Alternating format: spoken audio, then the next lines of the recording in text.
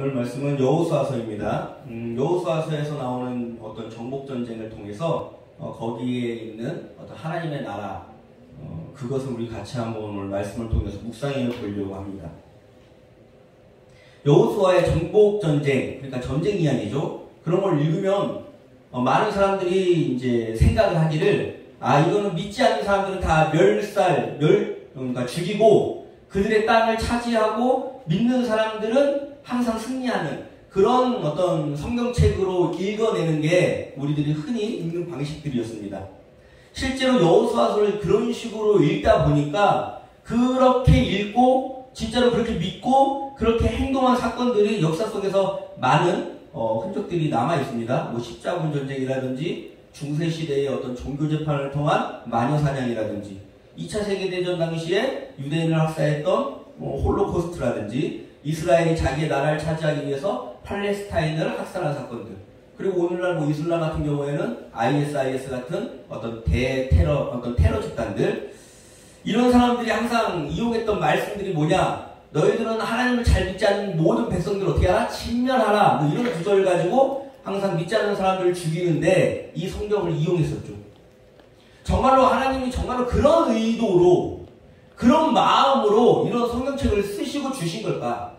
오늘 우리가 이걸 한번 묵상해 보려고 그러는 겁니다. 정말로 그렇게 읽는 게 맞을까요? 그 당시 여호수아를 받아서 읽은 사람들, 그 당시에 그 사람들은 정말로 그 책을 문자 그대로 그렇게 읽고 그렇게 받아들였을까? 오늘 이 말씀을 묵상하면서 하나씩 따져보려고 합니다. 먼저 가나안 땅에 들어간다라는 의미가 무엇인지를 우리가 잘 생각해야 합니다. 가나안 땅에 들어가는 중인데 이스라엘 백성이, 우리가 자꾸 가나안 땅에 들어가서 그 가나안 족속들을 밀쳐내고 쫓아내고 진멸하고 이렇게 들으면은 이런 이미지가 떠오르는데 어떠냐? 평화롭게 살고 있는 어떤 한 마을에 갑자기 외부의 어떤 집단이 들어와서 우리 땅 없으니까 니네 나가라고 하면서 다 죽이는 식으로 먼저 생각을 합니다. 쉽게. 그런데 그런 식으로 생각하면 어려운 게, 왜 그들이 쫓겨나냐? 하나님이 이렇게 얘기하십니다. 창세기 15장 66절 같이 한번 읽어볼까요? 시작. 내 자손은 4대 만에 이 땅으로 돌아오려니 이는 아모리 족속의 제약이 아직 가득 차지 아니함이라. 이건 아브라함한테 하나님이 주시는 이야기인데, 아브라함한테 너는 이제 네 후손이 이 땅에 올 건데 지금은 아직은 아니야. 왜요? 이 땅에 살고 있는 이 원주민들의 제약이 아직 가득 차진 않았어. 이게 무슨 말이냐? 지금 이 원주민들이 살고 있는 꼴을 보니까 내 뜻을 몰라. 공의도 모르고 정의도 몰라. 정말로 이들은 살인과 약탈과 강간과 어떤 힘의 질서에 따라서 없는 사람들은 계속 괴롭히고 가난한 자는 계속 가난하고 죽을 사람들을 갖다가 함부로 죽이고 약자들을 갖다가 함부로 대하는 나라야. 나 이런 나라를 계속 두고 보면, 내가 두고 봤을 때에는 어느 정도 시간이 차면 죄악이 너무 가득 차서 내가 손을 볼 때가 올 거야. 그러면 그때 네 후손들을 어떻게 하겠다? 들여보내줄 거야. 라는 하나님의 약속입니다. 즉 가나안 땅에 이 이스라엘 백성이 들어가는 이야기는 우리 내 새끼, 내 이스라엘 백성들, 내가 선택한 아이들 우쭈쭈 하면서 너희들 이 땅 차지해 라고 그냥 주는 게 아니라, 이미 그 전에 살고 있었던 가나안 땅의 원주민들이 하나님과의 계약한 공의와 정의와 약한 자들을 돌아보는 그 계약을 지키고 있다, 안 지키고 있다? 안 지키고 있다는 거예요. 하나님 땅을 주시거나 빼앗을 때에는 여러분 이걸 꼭 기억하셔야 돼요. 모든 땅의 주인은 누구예요? 하나님이에요. 우리가 월세나 전세를 살 때 아시겠지만은 임대차 계약을 한단 말이에요. 그럼 집주인이 어떻게 하라는 조건을 줍니다. 계약 조건을 써요. 그리고 우리 사인을 합니다. 그런데 그 집주인의 계약 조건을 지키지 않으면 어떻게 됩니까? 나가는 거죠. 마찬가지입니다. 가나안 족속이든 바벨론이든 페르시아든 헬라든 로마든 모든 나라는 예외 없이 다 누구의 법이 적용되는 겁니까? 하나님의 법이 적용. 생각을 해보세요. 그토록 강했고 그토록 위대했고 그토록 뛰어냈던 나라 중에 오늘날까지 살아있는 나라가 어디겠습니까? 없죠.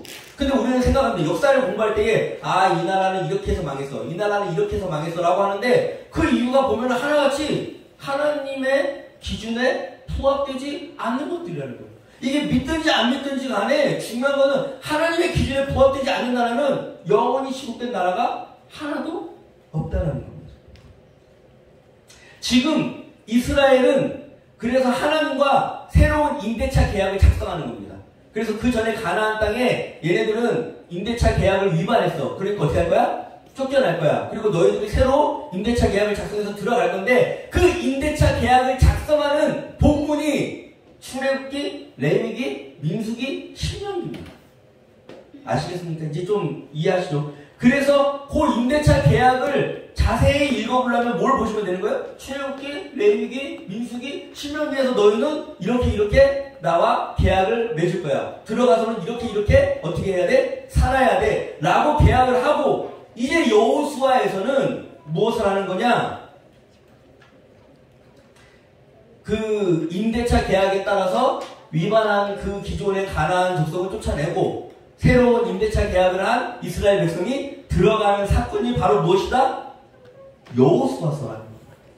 그러니까 여호수아서는 단순하게 전쟁을 해가지고 아이고 내 새끼는 최고, 나 믿는 사람들 너희들은 무조건 다 죽여도 돼 라고 허락해줘가지고 막 다 죽이고 쫓아내는 어떤 전쟁 이야기가 아니라 하나님의 땅에 살기 위해서는 이러이러한 계약 사항이 있고 그 계약 조건에 따라서 이 지금 땅을 들어가는 중이야. 반대로 말하면 이 계약을 이스라엘 백성도 위반하면 어떻게 됩니까? 계속 살 수 있어요? 이 계약을 이스라엘도 위반하면 똑같이 쫓겨날 수 있다라는 것을 이야기하는 책이 바로 무엇입니까? 여호수아라는 거예요. 그래서 여호수아서는 막 무조건 뺏고 죽이고 땅을 차지하는 전국전쟁 이야기가 아니라 이 땅이 누구의 것인지, 이 땅의 주인인 하나님의 뜻을 거스르면은 이스라엘이든 그 하나비가 와도 어떻게 된다? 그 계약 조건에 따라서 쫓겨날 수 있는 땅이라는 것을 보여주는 책인지 단순히 그냥 사람들을 죽이는 책이 아니라는 겁니다. 지금 여호수아는 그렇게 하나님의 계약을 따라서 이사를 하는 그런 내용이 담겨있는 책입니다.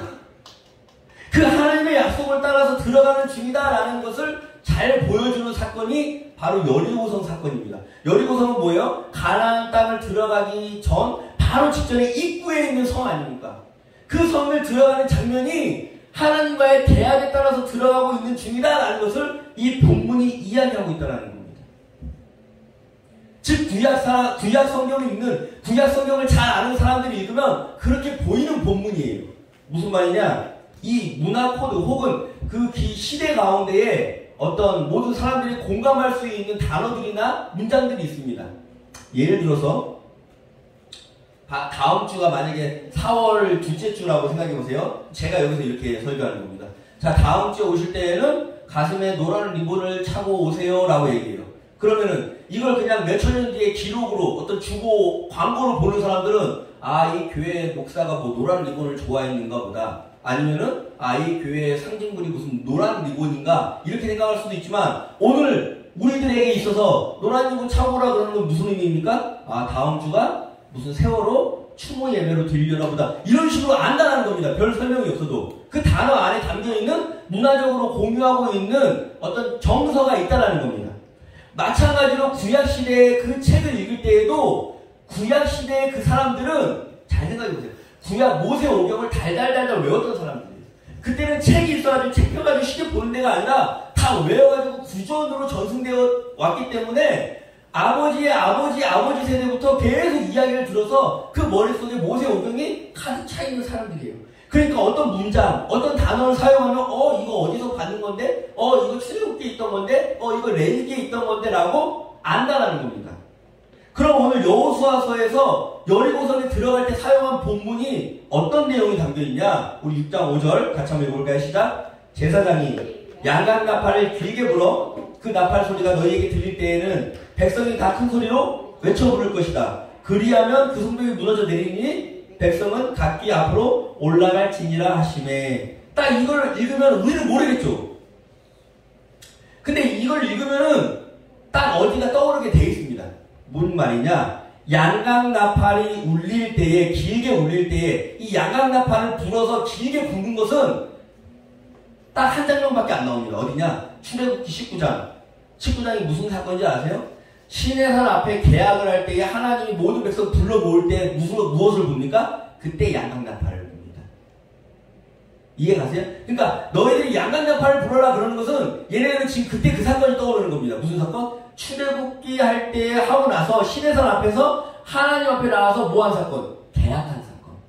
근데 또 지금 뭐 하는 거예요? 그 계약을 상기시키면서 양강나팔을 부는 거예요. 그러면서 뭐 해라? 백성들은 각기 앞으로 올라가라라고 얘기합니다.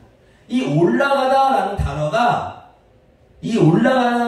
알라라는 단어를 쓰였는데 이 알라라는 단어가 레위기에서는 무슨 단어냐? 번제라는 단어입니다. 하나님한테 올려드린다라는 뜻에서 알라라고 해가지고 번제하다, 향기를 올려드리다라는 뜻인데 요 단어를 사용해서 뭐 하라는 겁니까? 너희들은 올라가라. 지금 전쟁을 하는 거예요? 아니면 예배를 드리는 거예요? 이걸 우리는 지금 한글로 읽으니까 그냥 그렇구나라고 생각하는데 히브리 원어로 이렇게 히브리 언어 듣고 있는 사람들은 출애굽기에 양강나팔을 왜 불지? 지금 왜 알라라는 단어를 사용하지? 하나님은 지금 이 여리고성을 그때 시내산에 계약했던 그 계약이 성취되고 있는 걸 보여주는구나. 그래서 양강나팔을 불고 그 계약 시내산 앞에서 계약한 것처럼 너희들 어떻게 해라? 다 함께 모여서 올라가라. 그리고 올라갈 때 이 단어가 번제하는 거. 지금 이 드리는 것이, 이 여리고성에 들어가는 것이 하나님의 뜻대로 계약하고 하나님께 예배하는 중이구나. 라는 것을 보여주는 겁니다. 더 확실한 증거가 있습니다. 우리 6장 4절 볼까요? 시작. 제사장 7의 강조해서 읽어보세요. 제사장 7 양각 나팔 잡고 언약궤 앞에서 나아갈 것이요. 7째 날에는 그 성을 7번 돌며 그 제사장들은 나팔을 불 것입니다. 딱 이걸 보면은 이거는 단번에 알 수밖에 없어요. 이 양각 나팔이 그냥 나팔이 아니라 양각 나팔이라고 쓸 때 양각이 요벨이라는 단어입니다. 요벨이라는 단어가 여기와 출애굽기만 빼고 전 성경에서는 무슨 뜻으로 쓰이냐면은 희년으로 쓰입니다. 희년. 요벨이라는 단어가. 그러니까 희년 나팔이에요. 희년 나팔. 희년 나팔을 부는데 그 희년이 무엇입니까? 희년이 하나님이 약속했죠. 너희는 내가 주는 땅에 들어가면 뭐 해라? 7년째 때마다 뭐 해라? 안식년으로 지내라. 7년째마다 안식년으로 지낼 때 하는 중요한 게 무엇입니까? 그때는 일하면 돼야 안 돼요. 안 되고 그 7년째에 나오는 모든 소산물은 가난한 자와 너희 들짐승들과 나눠 먹는 해. 이해 가세요? 요게 하나님의 법이에요. 요게 하나님 나라에 흘러야 될 법인데 요 7년이 7번 돌았을 때에 49년이잖아요. 그 49년 다음에 희년, 요거는 대안식년. 이때는 뭡니까? 모든 사람의 빛이 탕감되는 해. 모든 사람의 종이 해방되는 해. 모든 사람의 땅이 원래대로 돌아오는 해. 즉 리셋. 모든 사람이 그냥 원래대로 그냥 초기로 다 돌아갈 수 있는, 잘 사는 사람이도 원래대로, 못 사는 사람도 원래대로. 하나님한테는 이게 되게 중요한 해입니다. 모든 사람이 해방되는 해. 모든 사람이 자유를 얻는 해. 모든 사람이 풀려나는 해. 희년.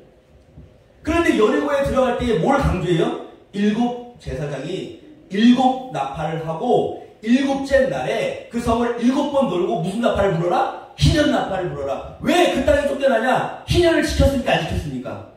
안 지켰습니다. 생각해보세요. 그 가나안 땅에서는 부자는 계속 부자가 되고 가난한 사람은 계속 가난하게 살고 못 사는 사람은 역전할 기회도 없어요. 그냥 계속 노예로 살아야 되고, 그리고 힘이 없는 사람들, 권력이 없는 사람들은 재판을 할 때에 뭐 조금만 잘못해도 몇십 년형을 받고, 잘난 사람은, 권력 있는 사람은 재판을 받은 다음에 다 집행유예로 풀려나고. 이게 무슨 땅이에요? 가나안 땅. 이들에게는 하나님의 법이 통하지가 않는 거예요. 그러니까 하나님이 너무 화가 나가지고 너희들은 계약 위반이야. 너희들이 쫓겨나는 이유가 뭔 줄 알아? 여리고성이 왜 무너지는 줄 알아? 바로 7해 동안의 안식년을 안 지켰고, 그 안식년이 7번 된 다음에 희년을 지키지 않았어. 그러니까 이 희년 나팔이 불릴 때 이 성벽은 어떻게 될 거야? 무너질 거야. 자본주의 체제, 시장 원리, 경제 원리, 경제 논리, 이거는 가나안 땅에서나 통하는 논리예요. 오늘날도 마찬가지죠. 우리는 그렇게 살아갑니다. 이것은 가나안 땅에서나 통하는 논리예요. 하나님의 땅은 무엇이에요? 희년이 선포되어야 된다는 거. 모든 사람의 빛이 탕감되어야 됩니다. 모든 사람들이 다시 한번 살아날 희망이 있어야 된다는 겁니다. 언제? 50년에 한 번씩. 50년에 한 번씩이에요. 생각해보세요. 모든 사람이 살다가 한 번쯤은 경험하는 게 50년입니다.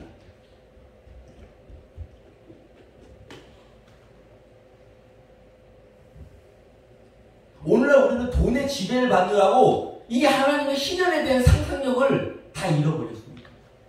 아, 이게 어떻게 빛이 탕감되지? 어떻게 모든 사람이 집 한 채씩 얻고 그 앞에 자기가 농사할 수 있는 넉넉한 마당을 얻고 땅을 얻고 어떻게 직장을 얻고 살아갈 수 있는 수단을 얻고 그리고 모든 사람이 어떻게 평등하게 살아간다는 거지? 상상력을 잃어버렸습니다.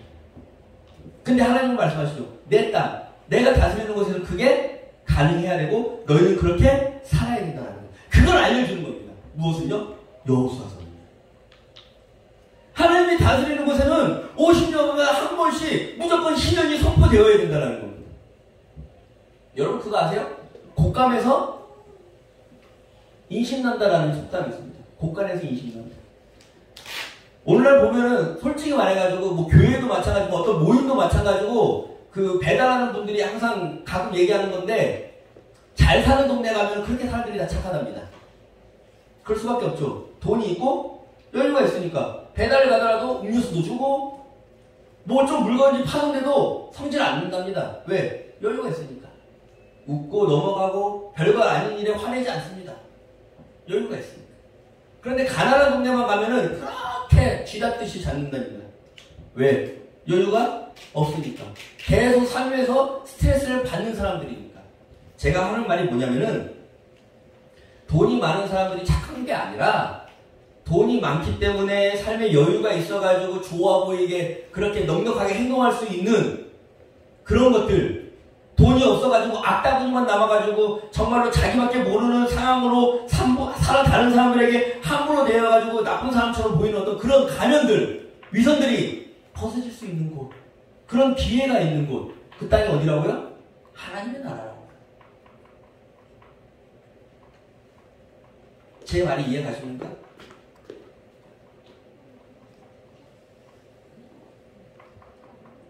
우리는 오늘날 그 가나안 땅은 어떤 땅이었습니까? 이렇게 거짓에, 위선에, 탐욕에, 돈으로 인해가지고 지배가 이렇게 가득한 그런 땅. 그런데 그 땅을 하나님은 계약 위반이라고 쫓아내시고 지금 여호수아서를 통해서 보내주는 겁니다. 그 땅은 어떻게 될 거야? 다시 하나님이 임재하실 거야. 신의 산에서 임재하시고 나팔이 불릴 때 백성들이 나온 것처럼 나의 백성들은 그렇게 나팔이 불릴 때 다 올라올 수 있어. 그 땅에. 그리고 그 땅은 신현이 선포되는 곳이야. 그러니까 너희들은 여기에서 살 때에 어떻게 해라? 그 계약을 꼭 지키면서 살아라 라고 하면서 들어온다는 겁니다. 이게 뭐예요? 바로 여호수아서입니다. 이렇게 여호수아서에서 여리고성을 들어가는 이스라엘 백성들을 보는 거죠. 그냥 단순하게 7번 도니까 땅을 밟으니까 여리고성이 무너졌다. 와 신기하다. 하나님 최고. 이런 걸 배우는 게 아니라 그들은 배우는 겁니다. 아 신현이 선포되지 않으니까 망하는구나. 아 하나님의 계약대로 하지 않으니까 망하는구나. 우리는 다시 한번 하나님의 계약 앞에 서고 그 하나님의 계약을 이행하겠다는 약속을 하니까 우리가 들어가는 중이구나. 그러니까 이스라엘 백성들을 기억하고 몸속에 새기겠죠. 아 신현이 선포되지 않으면 이 땅은 쫓겨나는 곳이구나. 이런 걸 배우는 땅이라는 겁니다. 그래서 하나님이 단호하게 얘기하는 거예요. 그 땅에 다시는 가나안 땅의 질서, 가나안 땅의 법칙이 들어오지 않도록 해라. 이런 표현이 바로 21절 말씀인 겁니다. 같이 한번 읽어볼까요? 그 성 안에 있는 모든 것들을 온전히 바치되 남녀노소와 소와 양과 나귀를 칼날로 멸하지 않아.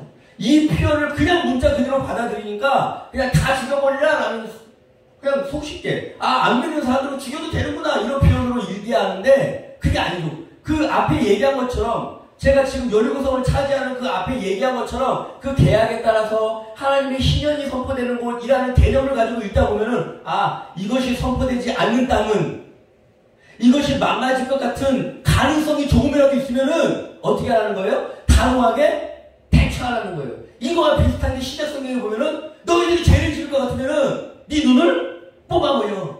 죄를 지을 것 같으면 네 팔을 잘라버려. 죄를 지을 것 같으면 네 발을 뽑아버려. 이런 표현이 이런 표현. 죄는 하나님과 공존할 수 없게 만드는 가장 무서운 거니까 그런 단호한 의지를 가지고 대처해라 라는 표현.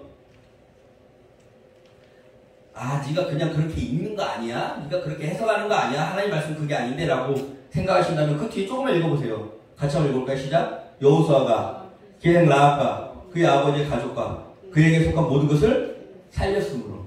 다 죽이라고 했는데 살리잖아요. 이해가세요? 진짜 다 죽이려면 얘네들 죽였어야지. 이방인이라는 이유 하나만. 그런 게 아니에요. 그런 하나님의 가나안 땅의 질서가 들어올 가능성이 있으면은 그만큼 단호하게 잘라내라 라는 의미라는 겁니다. 그래서 이제 앞으로 여호수아를 읽을 때에 어떻게 해야 되는 겁니까? 이렇게 다 죽이라는 표현, 앞으로 진멸 전쟁이 나올 거고 다 죽이라는 표현을 계속 등장합니다. 그럴 때마다 우리가 인식할 수 있는 건 뭡니까? 아, 단호하게 하나님의 법칙이, 하나님의 계약이, 하나님의 뜻이 서지 않는 어떤 그런 유혹, 그런 우상, 그런 것들, 제가 저번 주에 얘기했잖아요. 우상 파괴하는 것. 그런 것들이 들어올 것 같으면 어떻게 해야 된다? 단호하게 끊어야 되는구나 라는 것을 우리는 여기서 읽어내야 된다는 겁니다. 생각을 해보십시오. 신앙이 얼마나 좋습니까? 모든 사람이 해방되고, 모든 사람들이 빛이 탕감되고, 모든 사람들이 평등하게 살 수 있어요. 그럼 우리 머릿속에 무슨 생각이 들어오냐? 당장 머릿속에 들어온 생각이 그러면은 일도 안 하고 맨날 먹고 놀고 지 마음대로 살다가 나중에 또 탕감받겠네? 이런 나쁜 생각이 머릿속에 들어온단 말이에요. 그게 뭐예요? 그게 가나안 땅에 가지고 있는 생각이라는 겁니다. 하나님을 믿는, 하나님의 계약을 이행하려는 사람은 그런 생각 자체를 안 하죠. 그 다음에 아이성에 보시면 아시겠지만은 아간의 죄 때문에 다 어떻게 돼요? 다 망하잖아요. 근데 아간의 한 짓이 뭐예요? 여리고성에 있는 외투 한 벌, 금 한 덩이, 은 한 덩이를 훔친 거잖아요. 거기 그냥 그걸 훔쳐가지고 나쁜 게 아니라 그걸 훔치는 그 마음의 탐욕이 하나님의 법칙을 지키는데 어떻게 돼요? 방해가 되기 때문에 멸한 겁니다. 하나님의 법칙을 잘 생각해보세요. 모든 사람이 나눠주려고 그러고 모든 사람이 섬기려고 그래요. 근데 99명이 다 그렇게 하는데 한 명이 섬김을 받으려고 하는 한 명만 있잖아요. 그럼 그 마을 공동체 어떻게 되는 거예요? 깨져버리는 겁니다. 99%가 묵인데 거기에 한 방울의 농약만 넣어보세요. 뭐가 됩니까? 독약이 되는 거예요. 하나님의 나라는 그래서 그렇게 어렵습니다. 하나님의 나라는 그래서 그 죄가 조금이라도 있으면 공존하기가 힘든 겁니다. 그래서 그런 단호한 각오로, 멸할 각오로 우리가 이 땅 가운데 살아갈 때 임해야 된다는 겁니다. 자, 우리는 하나님과 계약했습니다. 그렇지 않습니까? 하나님과 계약했잖아요, 우리. 하나님과 이 땅을 하나님의 나라로 만들겠다라고, 하나님의 나라로 위해서 우리가 일하겠다라고 기도하는 사람들 아닙니까? 그러면 정말 오늘 우리가 이 여호수아서를 읽으면서 여호수아서를 읽으면서 무슨 기도를 해야 되는 겁니까? 여전히 이 땅이 가나안 법칙으로 돌아가고 있는 거에 안타까워해야 된다는 겁니다. 여전히 우리 젊은 청년들이 금수저가 있고 흙수저가 있고 이 어떤 시대에 자기가 타오르는 어떤 그런 가문의 어떤 돈 많고 돈 적음에 대한 그 굴레를 벗어날 수 없는 현실에 대해서 안타까워하고 슬퍼해야 하고 우리 교회가 어떻게 도와줄 수 있을까 기도해야 되는데 여전히 교회에 모이면 이 가나안 땅의 법칙대로 어떻게 하면 나도 여기 편입해서 잘 살 수 있을까라는 욕망의 기도만 하고 있으니까 슬프지 않습니까? 하나님의 법칙이 어느 순간 잊혀져 버린 겁니다. 내가 지금 하나님한테 임대차 계약을 작성했는데 그 계약대로 지금 나 역시 어떻게 하고 있어요? 못 살고 있는 겁니다. 지금 우리는 하나님의 뜻대로 하나님과의 계약대로 이 땅을 살고 있는 중입니까? 아니면 가나안 땅의 질서에 편입되어서 가나안인이 돼가고 있는 중입니까? 여호수아를 제대로 읽는다면은 이제는 다른 믿지 않는 사람들 함부로 죽인다거나 뭐 괜히 다른 종교에 가가지고 땅 밟기 운동한답시고 거기 마당을 7번 돌고 온다거나 이런 무식한 이런 정말로 성경의 뜻과는 전혀 거리가 먼 이런 행동을 하는 게 아니라 정말로 지금 이 땅이 하나님과의 약속대로 사용되고 있는가? 하나님의 계약이 파괴되고 있다면 우리도 언젠가 쫓겨나는 거 아닌가라는 두렵고 떨림으로 정말 우리가 걱정과 슬픔으로 기도하고 회개하고 있어야 되는 것이지. 우리 하나님을 믿고 하나님의 약속을 지킨 사람들은 어디에 좀 더 신경을 쓰고 무엇을 위해서 좀 더 기도해야 되는지를 분명하게 볼 수 있게 해주는 책이 바로 오늘 본문 여호수아서인 것을 잊지 마시기 바랍니다. 이 땅에 하나님 나라가 되길 기도하시고 이 땅에 다시 한번 신년 나팔을 불 수 있는 사람들이 되었으면 좋겠습니다. 그렇게 하나님의 다스리심과 하나님의 임재를 누리면서 이 땅을 하나님의 약속한 땅으로 또 만들어가고 사용할 수 있고 하나님의 땅이 되면은 어떤 나라가 이루어진다라는 것을 보여줄 수 있는 성도님들이 되시기를 기도하겠습니다.